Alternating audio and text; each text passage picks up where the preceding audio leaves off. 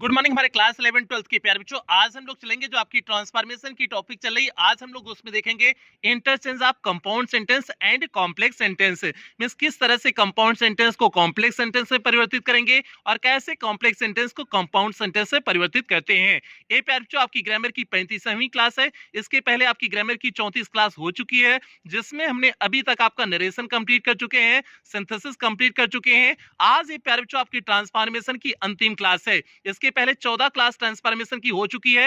ये 15वीं क्लास पे आज अंतिम ट्रांसफॉर्मेशन की आज अंतिम क्लास है। तो यदि इसमें से आपका कुछ भी छूटा हो तो आप चैनल की प्लेलिस्ट में जाइए। प्लेलिस्ट में जाएंगे तो यदि आप क्लास 12th में होंगे तो आपकी अपनी प्लेलिस्ट बनी होगी, UP board class 12th English grammar new syllabus करके आपकी अपनी प्लेलिस्ट बनी होगी। उसमें सारी क्लासें अब तक जितनी क्लासेस चली हुई है सारी क्लासें शेड्यूल वाइज लगी हुई होंगी। तो जहां से भी आपका छूटा है आप वहां से देख करके पूरा कर सकते हैं। इसी तरह से यदि आप क्लास 11th में होंगे तो आपकी भी अपनी ग्रामर की अलग से प्लेलिस्ट बनी होगी, तो आप अपने प्लेलिस्ट में जाकर के चेक करके वहां से पूरा कर सकते हैं। तो जल्दी से प्यार से हम लोग आज की टॉपिक से कनेक्ट होते हैं। आज की टॉपिक से कनेक्ट होने से पहले जो भी बच्चा चैनल पे पहली बार आया है चैनल को सब्सक्राइब करेगा, वीडियो को लाइक करेगा और क्लास 11 12 के हर एक बच्चे तक वीडियो को शेयर और करोगे प्यार बच्चे, ये आपकी जिम्मेदारी है। तो जल्दी से हम लोग चलते हैं। आपका हमने यहाँ पर देखिए नीचे हेडिंग लिखे हुए हैं, transformation of compound sentence into complex sentence. पहले हम लोग देखते हैं कि कैसे कंपाउंड को कॉम्प्लेक्स में बदलते हैं, फिर उसके बाद हम लोग देखेंगे कॉम्प्लेक्स को कैसे कंपाउंड में बदलते हैं। तो प्यारे बच्चे जब हम बात करते हैं कि कंपाउंड को कैसे कॉम्प्लेक्स में बदलते हैं तो पहले आपको ये समझ होनी चाहिए कि कंपाउंड सेंटेंस क्या होते हैं और कॉम्प्लेक्स सेंटेंस क्या होते हैं। तो प्यारे बच्चे हमने कई क्लास इससे संबंधित ले चुके हैं। नरेशन जब सिंथेसिस की क्लास ले रहे थे तो वहां पर भी इसकी क्लास हमने लिया हुआ था। सिंपल सेंटेंस बताया था, कंपाउंड सेंटेंस बताए थे, कॉम्प्लेक्स सेंटेंस बताए हुए थे। और अभी रिसेंटली हमने 2-3 क्लास इसका लिए हुए हैं, तो उसमें भी हमने आपको सिंपल, कंपाउंड, कॉम्प्लेक्स सेंटेंस के बारे में कई बार चर्चा कर चुके हैं। आपको पता है कंपाउंड सेंटेंस में किससे बनकर होता है, आपका इसमें किसका प्रयोग होता है, कोऑर्डिनेट कंजंक्शन का प्रयोग होता है। कोऑर्डिनेट कंजंक्शन का जहां प्रयोग हो वो आपका कौन सा होगा, कंपाउंड सेंटेंस होगा। और जहां पर आपको सबऑर्डिनेट कंजंक्शन आ जाए, मींस जहां पर आपको सबऑर्डिनेट कंजंक्शन दिख जाए, आपका वो क्या हो जाता है, कॉम्प्लेक्स सेंटेंस हो जाता है। तो प्यारे बच्चे अब बात आती है कि कोऑर्डिनेट कंजंक्शन कौन कौन से होते हैं और सबऑर्डिनेट कंजंक्शन कौन कौन से होते हैं, इसकी बात आती है। तो कोऑर्डिनेट कंजंक्शन तो आप आसानी से याद कर सकते हैं। आपके फैन बॉयज का हमने एक कॉन्सेप्ट दिया था, फैन बॉयज का हमने कॉन्सेप्ट दिया था, तो उसे हमने बताया हुआ था, फार का बताया, सारे हमने कॉन्सेप्ट बताए हुए थे। तो एक बार आपको फैन बॉयज वाला भी कॉन्सेप्ट दिखा देते हैं। और हमने बताया था जो है कोऑर्डिनेट कंजंक्शन जो होते हैं 4 प्रकार के होते हैं। 4 प्रकार के हमने कोऑर्डिनेट कंजंक्शन के बारे में आपको बताया हुआ था, आपको याद होना चाहिए। पहला हमने बताया था जो है क्यूमुलेटिव कंजंक्शन बताया था, दूसरा हमने बताया था अल्टरनेटिव कंजंक्शन बताया था, तीसरा हमने बताया था इलेटेटिव कंजंक्शन बताया था, चौथा हमने बताया था एडवर्सेटिव कंजंक्शन। ये 4 कंजंक्शन हमने आपको कोऑर्डिनेट कंजंक्शन में बताए हुए थे। और इन सारे में मिलाकर के हमने मुख्य कंजंक्शन बताया था फैन बॉयज। सब में अलग अलग कंजंक्शन होते हैं, लेकिन हमने मुख्यतः बताया था, कुछ महत्वपूर्ण कंजंक्शन बताए हुए थे जिससे हमने आपको फैन बॉयज जो है फैन बॉयज का कॉन्सेप्ट दिए हुए थे। तो एक बार फैन बॉयज को देख लेते हैं, मींस आपको कोऑर्डिनेट कंजंक्शन देख लेते हैं और आपको कॉम्प्लेक्स सेंटेंस बनाने के लिए सबऑर्डिनेट कंजंक्शन देख लेते हैं। आपको याद होगा प्यारे बच्चे, एक कॉपी आपको याद होगी, यहाँ पर हमने एक बार बताए हुए थे जब हमने सिंथेसिस शुरू किया हुआ था, यहीं से आपको बताए थे। कंपाउंड सेंटेंस हमने देखिए यहाँ पर लिखे हुए हैं, संयुक्त वाक्य होता है, 2 वाक्य अर्थात 2 इंडिपेंडेंट क्लास जुड़े हुए हों किसी कोऑर्डिनेट कंजंक्शन के माध्यम से। इन सभी की चीजों के बारे में चर्चा नहीं करेंगे क्योंकि चर्चा कर चुके थे। और हमने ट्रिक भी बताया था, बॉय प्लस बॉय वाला ट्रिक भी बताए हुए थे, आपको याद होना चाहिए। अब मेन बात आती है किससे जुड़े हुए होते हैं, आपका कोऑर्डिनेट कंजंक्शन से जुड़े हुए होते हैं। जो मुख्य कोऑर्डिनेट कंजंक्शन है हम आपको यहाँ पर उसे बता देते हैं, ये आपको यहाँ पर बताने हैं। मुख्य कोऑर्डिनेट कंजंक्शन हमने बताए थे, फैन बॉयज बताए हुए थे। फैन बॉयज का कॉन्सेप्ट याद रखो, फैन बॉयज का क्या हो जाएगा, एफ फॉर फार हो जाएगा, ए फॉर एंड हो जाएगा, एन फॉर नार हो जाएगा, बी फॉर बट हो जाएगा, ओ फॉर आर हो जाएगा, वाई फॉर एट हो जाएगा और एस फॉर सो हो जाएगा। ये हमने आपको कॉन्सेप्ट याद कराए हुए थे कि फैन बॉयज से आप मुख्य कोऑर्डिनेट कंजंक्शन होते हैं, इन्हीं से आप जो है लगभग अधिकतर वाक्य जुड़े हुए आपको मिलेंगे। कुछ और कंजंक्शन होते हैं जो है, लेकिन मुख्य कंजंक्शन आपके कोऑर्डिनेट कंजंक्शन के यही होते हैं। तो हमने उन सारी चीजों को आपको मेमोराइज करा दिए हुए हैं। एक कोऑर्डिनेट कंजंक्शन हो गया, इन्हीं से जुड़ा हुआ वाक्य जो आपका होगा वो आपका कैसा सेंटेंस होगा, कंपाउंड सेंटेंस होगा। अब हम लोग देख लेते हैं सबऑर्डिनेट कंजंक्शन देख लेते हैं जो आपका कॉम्प्लेक्स सेंटेंस का निर्माण करता है। यहां पर देखिए प्यारे बच्चे हमने लिखा हुआ है सबऑर्डिनेट कंजंक्शन लिखे हुए हैं। और आपको सबऑर्डिनेट कंजक्शन में हमने बताए थे बहुत सारे कंजक्शन होते हैं, इसमें टाइम दिखाने के लिए अलग अलग कंजक्शन है, जैसे व्हेन हो गया, व्हेन ईवर हो गया, व्हाइल हो गया, बिफोर हो गया, आफ्टर हो गया, सिंस हो गया, अंटिल हो गया, वंस हो गया। ये सभी आपके समय दिखाने वाले जो है कंजक्शन होते हैं, सबऑर्डिनेट कंजक्शन। उसके बाद प्लेस दिखाने वाले कुछ कंजक्शन होते हैं, जैसे वेयर हो गया, वेयर ईवर हो गया, एवरीवेयर हो गया, एनीवेयर हो गया, ये आपके प्लेस दिखाने वाले कंजक्शन हो गए। उसके बाद कंडीशन दिखाने वाले कंजक्शन कुछ होते हैं, जैसे इफ हो गया, अनलेस हो गया, ये आपका क्या दिखाते हैं, कंडीशन दिखाते हैं। उसके बाद हमने आपको बताए थे जो है कंडीशन ही कंडीशन, और उसके बाद हमने बताया था इसमें कुछ होते हैं आपका पर्पस, रीजन दिखाते हैं। तो रीजन दिखाने वाले मुख्य कंजक्शन कौन से हैं, बिकॉज हो गया, एज हो गया, सिंस हो गया, ये पर्पस या रीजन दिखाने वाले कंजक्शन होते हैं। कंट्रास्ट दिखाने वाले मींस विरोध दिखाने वाले कुछ कंजक्शन होते हैं, दाउ आल्दो हो गया, दो और आल्दो आपके कंट्रास्ट दिखाने वाले कंजक्शन होते हैं। कंपैरिजन के लिए हम प्रयोग करते हैं लाइक, एज, एज इफ का प्रयोग करते हैं कंपैरिजन करने के लिए। तो प्यारे बच्चे ये मुख्य कंजक्शन आपके थे, सबऑर्डिनेट कंजक्शन के मुख्य कंजक्शन थे, जिनसे आपका जो है कॉम्प्लेक्स सेंटेंस का निर्माण होता है। मींस ये सारे शब्द जहां पर आपको मिल जाएंगे तो आप समझ जाना, सीधे समझ जाओगे कि ये सेंटेंस क्या होगा, कॉम्प्लेक्स सेंटेंस होगा, और इन्हीं शब्दों का प्रयोग करके आपको कॉम्प्लेक्स सेंटेंस का निर्माण भी करना है। तो अब जल्दी से हम लोग अपने टॉपिक से कनेक्ट होते हैं।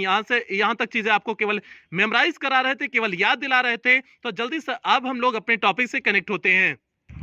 प्यारे बच्चे यहाँ पर देखिए हमने लिखी हुई है transformation of compound sentence into complex sentence. अब यहाँ से ध्यान से समझिए, यहाँ पर हमने क्या लिखे हुए हैं, कंपाउंड सेंटेंस को कॉम्प्लेक्स सेंटेंस बनाने के लिए कोऑर्डिनेट कंजक्शन को हटा करके सबऑर्डिनेट कंजक्शन का प्रयोग करते हैं एवं भाव के अनुसार सबऑर्डिनेट कंजक्शन लगाते हैं। मींस आप जो कोऑर्डिनेट कंजक्शन दिया होगा कंपाउंड सेंटेंस में, जो आपका कोऑर्डिनेट कंजक्शन दिया होगा उसे हटा करके आपको क्या लगाने हैं, सबऑर्डिनेट कंजक्शन का प्रयोग करने हैं। और सबऑर्डिनेट कंजक्शन जो भी लगाओगे आप भाव के अनुसार लगाओगे, मींस जैसा अर्थ निकल रहा होगा वैसा आप लगाओगे। तो प्यारे बच्चे अब हम लोग एग्जाम्पल की तरफ बढ़ते हैं, एग्जाम्पल की तरफ से अच्छे से समझेंगे कि यहाँ उदाहरण से समझेंगे। जैसे हमने पहला उदाहरण लिखे हुए हैं, पहला एग्जांपल लिखे हुए हैं, Sohan is a rich man, means Sohan एक धनी व्यक्ति है, but he is not honest, means लेकिन वह ईमानदार नहीं है। तो प्यारे बच्चे अब हम लोग इसे चेंज करेंगे कॉम्प्लेक्स में। ये आपका कैसे कंपाउंड था, तो आपने यहाँ पर बट देखा, बट आपका कहां पर प्रयोग हुआ था, कोऑर्डिनेट कंजक्शन में प्रयोग हुआ था। बट का प्रयोग किसमें होता है, कोऑर्डिनेट कंजक्शन में होता है। और अगर बट का प्रयोग आपने कोऑर्डिनेट कंजक्शन में किया हुआ है तो आपका क्या होगा, कंपाउंड सेंटेंस होगा। तो आपने बट का प्रयोग कोऑर्डिनेट कंजक्शन का यहाँ पर प्रयोग किए हुए हैं, तो सिंपल सी बात है आपका कंपाउंड सेंटेंस था। अब हमें इसे चेंज करना है कॉम्प्लेक्स सेंटेंस में। अब आप किसका प्रयोग करोगे, आप अब यहाँ पर सबऑर्डिनेट कंजक्शन का प्रयोग करोगे। क्या अगर हम ऐसे इस वाक्य को लिख दें, Sohan is not honest, Sohan ईमानदार नहीं है, ऑल्दो यद्यपि ही इज अ रिच मैन, यद्यपि वह धनी व्यक्ति है, यद्यपि वह धनी व्यक्ति है लेकिन वह जो है ईमानदार नहीं है। इसी वाक्य को ऑल्दो के पहले भी लिख सकते थे, ऐसे भी लिख सकते थे, although he is a rich man, या फिर although Sohan is a rich man he is not honest, comma लगा करके लिख देते he is not honest, means वह ईमानदार नहीं। ऑल्दो को आप पहले भी करके लिख सकते हो और बीच में इस तरह से भी लिख सकते हो। तो क्या हो जाएगा, Sohan is not honest, Sohan ईमानदार नहीं है। यद्यपि जो बट निगेटिव दिखा रहा था, सेंस निगेटिव से कंट्रास्ट दिखाने के लिए ऊपर बट ने कंट्रास्ट दिखाया, एडवर्सिटी कंजक्शन था, और नीचे ऑल्दो क्या करता है, यही तो दिखाता है। यद्यपि क्या दिखाता है, ये आपका जो है निगेटिव अर्थ दिखाता है ना, तो यद्यपि ने भी दिखाया, ऑल्दो ने भी वही अर्थ दिया। तो आपने ऑल्दो आपका क्या था, ऑल्दो सबऑर्डिनेट कंजक्शन है, तो इसलिए सेंटेंस क्या हो गया, कॉम्प्लेक्स सेंटेंस बन गया। बस इतना आपको समझना है कि जो आपका कोऑर्डिनेट कंजक्शन है उसे किसी जो है सबऑर्डिनेट कंजक्शन से रिप्लेस कर दो, और ऐसे सबऑर्डिनेट कंजक्शन से रिप्लेस करो जो उसका अर्थ प्रदान करता हो। तो सिंपल से हो गया, Sohan is not honest although he is a rich man हो गया, पहला एग्जांपल हो गया। दूसरा एग्जांपल ध्यान से समझना, learn your lesson and you will pass, means learn your lesson, अपने लेसन को पढ़ो, एंड यू विल पास, और क्या हो जाओगे, पास हो जाओगे, मीन्स सफल हो जाओगे। तो भैया अब यहां पर ध्यान से समझना, एंड का प्रयोग किया गया था। एंड का प्रयोग आपको पता है कोऑर्डिनेट कंजक्शन में होता है, कोऑर्डिनेट कंजक्शन में एंड का प्रयोग होता है, क्यूमुलेटिव कंजक्शन में ना एंड का प्रयोग करते हैं, मीन्स आपका कंपाउंड सेंटेंस दिया हुआ है। अब इसे चेंज करना है किसमें, कॉम्प्लेक्स में। तो अगर हम ऐसा कंडीशन रख दें, ऊपर दिया हुआ है learn your lesson and you will pass, means जब अपना लेसन लर्न करोगे, पढ़ोगे, तब क्या हो जाओगे, पास हो जाओगे। तो अगर हम इसे कंडीशन से जोड़ दें कि if you learn your lesson, यदि तुम अपने पाठ को पढ़ते हो, यू विल पास, तो क्या हो जाओगे, सफल हो जाओगे। तो तो भैया अगर तुम पढ़ते हो तभी तो सफल हो जाओगे ना। तो हमने यहाँ पर किससे जोड़ दिया, इफ से जोड़ दिया। इफ से जोड़ करके हमने, और इफ क्या होता है, इफ सबऑर्डिनेट कंजंक्शन होता है, इफ सबऑर्डिनेट कंजंक्शन है। इफ सबऑर्डिनेट कंजंक्शन से जोड़ करके हमने किसका निर्माण कर दिए, कॉम्प्लेक्स सेंटेंस का निर्माण कर दिए। बस इसी तरह से सिंपल से कॉन्सेप्ट होते हैं, बस आपको वाक्य जोड़ने आने चाहिए। ये सारे वाक्य आपको जोड़ने तभी आएंगे जब आप जितना अधिक प्रैक्टिस करोगे। प्रैक्टिस जितना अधिक करोगे उतना आपको वाक्य जोड़ने आ जाएंगे। बस आपको कोऑर्डिनेट कंजंक्शन तैयार होनी चाहिए, सबऑर्डिनेट कंजंक्शन तैयार होनी चाहिए, वाक्य जोड़ने आने चाहिए, आपको कहीं भी दिक्कत नहीं आएगी। आगे देखिए हमने लिखा हुआ है कंपाउंड सेंटेंस में, ही इज वीक, वह कमजोर है, ही कैन नॉट वॉक, वह टहल नहीं सकता है। तो वह कमजोर है, टहल नहीं सकता है, देयरफॉर मींस इसलिए टहल नहीं सकता है। तो प्यारे बच्चे इसलिए टहल नहीं सकता है, अगर हम इसी वाक्य को लिख दें, ही कैन नॉट वॉक, वह टहल नहीं सकता है, एज ही इज वीक, जैसा कि मींस जैसा कि वह कमजोर है, एज जैसा कि ही इज वीक, वह कमजोर है इसलिए टहल नहीं सकता है। और एज का प्रयोग किसमें करते हैं, सबऑर्डिनेट कंजंक्शन में करते हैं। तो सिंपल हो गया, एज का प्रयोग करके हमने क्या बना दिए, कॉम्प्लेक्स सेंटेंस का निर्माण कर दिए। तो आपका he is weak therefore he can not walk का क्या हो गया, he can not walk as he is weak हो गया। सिंपल सा हो गया। इस तरह से आप जो है किसी कंपाउंड सेंटेंस को किसमें बदल देंगे, कॉम्प्लेक्स सेंटेंस से परिवर्तित कर देते हैं। बहुत आसान नियम होते हैं। अब हम लोग चलेंगे किसी कॉम्प्लेक्स सेंटेंस को कैसे कंपाउंड सेंटेंस से परिवर्तित करते हैं। अब हम लोग उसकी तरफ बढ़ते हैं, और उसकी तरफ बढ़ने से पहले जो भी बच्चा चैनल पे पहली बार आया होगा, चैनल को सब्सक्राइब करेगा, वीडियो को लाइक करेगा, और ये आपकी जिम्मेदारी है प्यारे बच्चे, क्लास 11 12 की हर एक बच्चे तो वीडियो को शेयर और करोगे। तो आगे चलते हैं, हम लोग अगले कॉन्सेप्ट की तरफ बढ़ते हैं।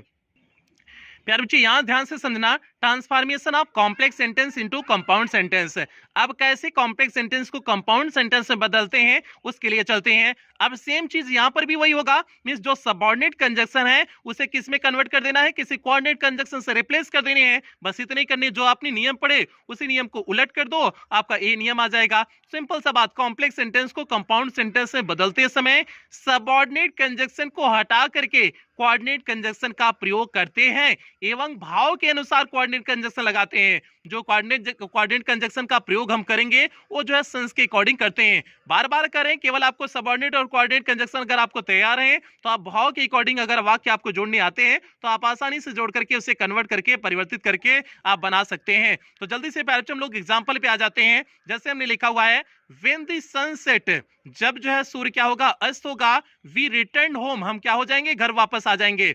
Means when the sun set, जब सूर्य अस्त हुआ, वी रिटर्न होम, हम घर वापस आ गए।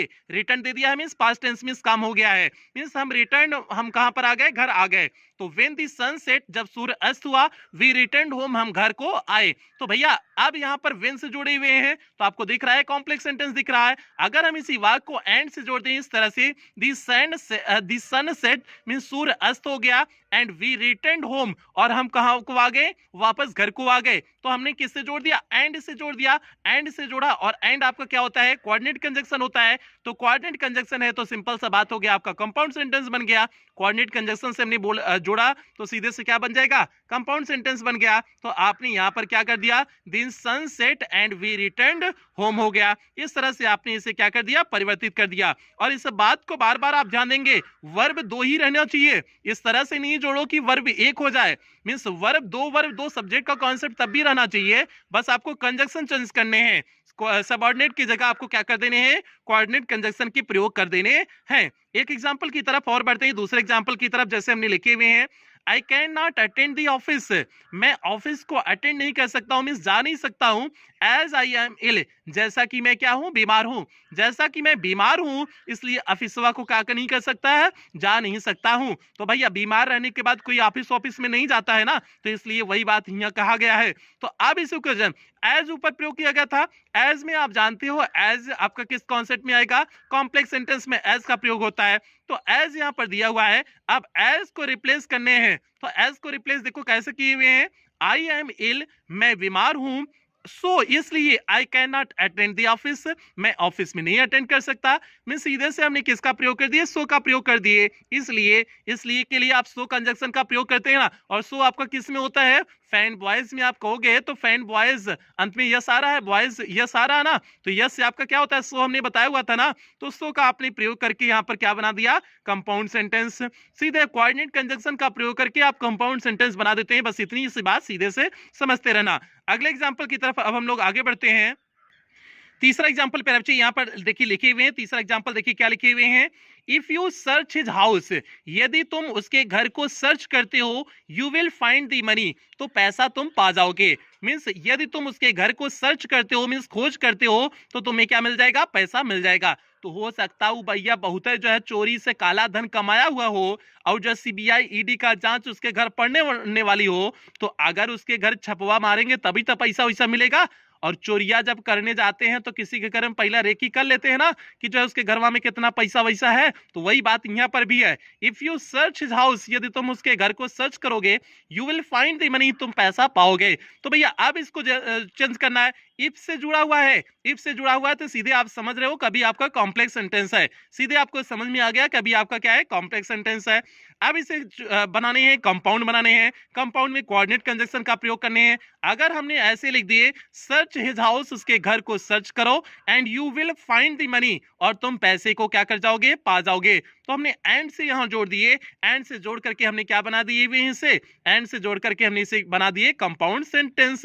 तो सिंपल सा ही क्या हो गया, कंपाउंड सेंटेंस हो गया। तो ये आपका जो है इस तरह से कॉम्प्लेक्स सेंटेंस से कैसे परिवर्तित करते हैं, कंपाउंड सेंटेंस से परिवर्तित करते हैं। इसमें कोई स्पेशल नियम नहीं होते हैं, बस इतना चीजों को आपको ध्यान देने हैं कि आपको कोऑर्डिनेट कंजंक्शन पता होने चाहिए, सबऑर्डिनेट कंजंक्शन पता होने चाहिए, वाक्य जोड़ने आने चाहिए, भाव के अकॉर्डिंग कौन सा शब्द प्रयोग हो सकता है उस चीज का ज्ञान होना चाहिए। और ये सारी चीजें होंगी जब आप जितना अधिक प्रैक्टिस करोगे, चाहे जो भी बुक आपकी है, जितना अधिक आप प्रैक्टिस कर रहे हो, उसमें जो एग्जांपल दिया हुआ है, एक्सरसाइज दिया हुआ, जितना अधिक आप प्रैक्टिस कर रहे हो उतना बेहतर ये चीजें हो जाएंगी। तो प्यारे बच्चे आज की क्लास यहीं कंप्लीट करेंगे, ये आपका सेशन कंप्लीट हुआ, और ये आपका ट्रांसफॉर्मेशन भी यहीं पर पूरी तरह से कंप्लीट हो गया। अब ट्रांसफॉर्मेशन की कोई टॉपिक आपकी बची नहीं है, आपका ट्रांसफॉर्मेशन में हर एक टॉपिक को हमने कवर कर दिए हुए हैं। 15 क्लास आपकी ट्रांसफॉर्मेशन की चली, 15 क्लास में हमने हर एक चीज को कवर किए हुए हैं।